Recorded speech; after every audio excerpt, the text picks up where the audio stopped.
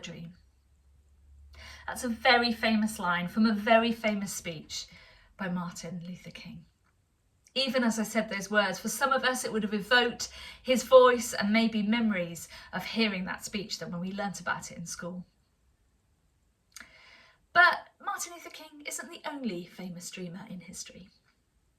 There's also another one, isn't there? One that was probably made famous through a West End musical written by Andrew Lloyd Webber, and that is Joseph. Joseph is one of the most compelling characters in the Old Testament, and he is the person who is going to be kicking off our new series for Midweek Reflections. Over the next little while, we're going to look at some of the famous characters in the Old Testament, understand more about their lives, and see a little bit about the character of God through that. We begin today with Joseph, who was the 11th son of Jacob. He was the firstborn to Jacob's wife Rachel, and he was very beloved, actually born to his father in his old age by a very loved wife. And it didn't skip the notice of his brothers that he was probably the favourite son as well. And we meet him in Genesis 37, and if you want to stop the tape here and have a quick read of that, it's Genesis 37 verses 1 to 11. Here, Joseph is a young man of probably about 17, and he's had some extraordinary dreams. And he takes some time to share these dreams with his brothers. And basically they depict his brothers and his father bowing down to him. He sees this by what he sees in the moon, bowing down to the planets, as you read in the passage. He maybe unwisely shares these dreams, and this was not met well. And then we see the rest of his story marked by some dramatic highs and some dramatic lows. We see him being betrayed by his brothers after this. He's sold into slavery and he's falsely accused, then he's imprisoned. And yet, while this is happening, we also see God's hand is clearly at work in his life. We see Joseph's life as a powerful testimony to God's providence in his life, but also to resilience of Joseph through suffering and holding on to God, and the redemptive power of forgiveness when at the end, the brothers who sold him into slavery, he is restored back to. We see him rising from the depths of a prison cell to become the second in command of Egypt. And Joseph not only plays a vital role in saving Egypt from famine, but also a role in saving his own family. His journey from this crazy dream to where he ends up invites us to trust God's purposes and his path for us, and to remain faithful to what he's spoken to us, even in the times where the path in front seems unclear, or it seems that it couldn't be further from our experience at this moment in time. Joseph's dreams in Genesis 37 seem outlandish. They seem probably a bit arrogant. They probably would have felt like that to his brothers, and that's why they reacted in that way. But yet, what we also see is they're the thing that God brings into fruition. Maybe his brothers thought he was mad. Maybe they thought he was delusional.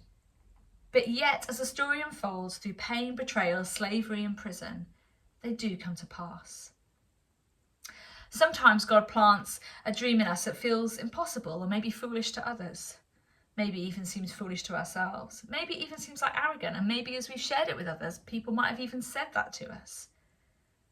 But actually, sometimes these things that begin, whether it's a dream because it's a vision or a passion we've had, or a dream we've literally had a dream in the night, or whether it's a prophetic word someone has given to us. But these dreams, as they grow in us, God does stuff through our character in the way that he did with Joseph, in shaping Joseph. Don't think that those times in the prison cell, those times of being a slave, don't think they didn't do something to transform his character. As the Joseph who sees the dream fulfilled with his brothers is not turning around saying, I told you so. He is much more humbler at the end of this story than the beginning. But it did come to pass. You know, and I've often said before, and probably say again, God is not in a rush. God's timing is perfect, but it isn't always quick.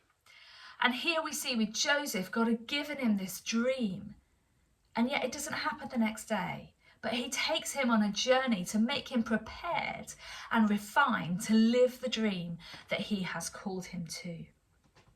We see God's purposes unfold in Joseph's life, like it often happens in ours, through struggle, often silence, and seeming like he's completely on a different path.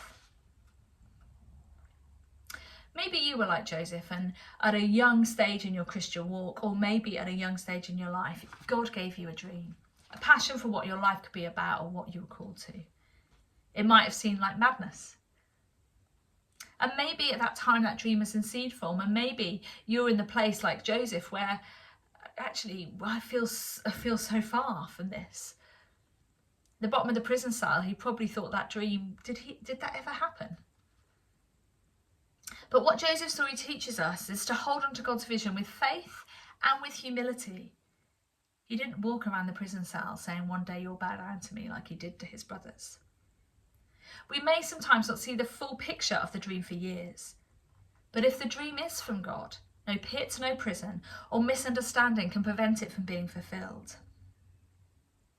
So today, take some time with the Lord to think about the things that maybe he's spoken to you about in the past, the things that maybe you've dreamed of, but maybe those dreams that you're yet to see.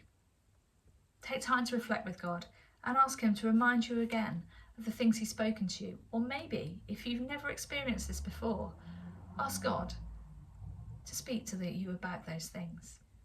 If you want some guidance or you just want to journey this with others, I would invite you to come and join us on our Shape course. We're going to be looking at God's plans, purposes and shapes for who he's created us to be. That's happening every Wednesday at Christchurch at 8 o'clock. No, it's happening at 7:30, but we'd love to see you. Do come along. Otherwise, I'm going to be back next week telling you a little bit more about the next part of Joseph's story. Have a great week.